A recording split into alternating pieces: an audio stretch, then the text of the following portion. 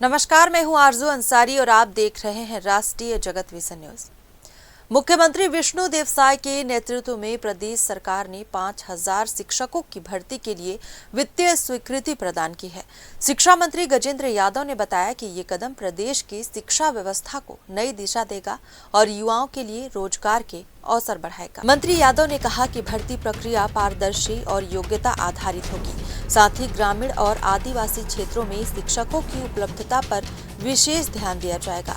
उन्होंने अभ्यर्थियों से आग्रह किया है कि वे उत्साह और विश्वास के साथ तैयारी करें ताकि प्रदेश का शैक्षणिक भविष्य मजबूत और प्रेरणादायी बन सके।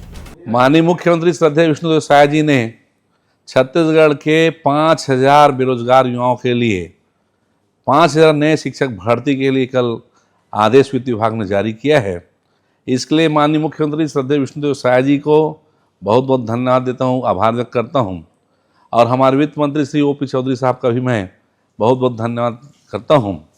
ये 5000 नए शिक्षक हमारे आदिवासी अंचल में, हमारे ग्रामीण अंचल में ये शिक्षकी का काम करेंगे, गुणवत्तापूर्ण शिक्षा की व्यवस्था कराएंगे। हमारे छत्तीसगढ़ के नए भविष्य के नए निहालों के बौद्धिक, शारीरिक, मानसिक दक्षता का विकास करेंगे।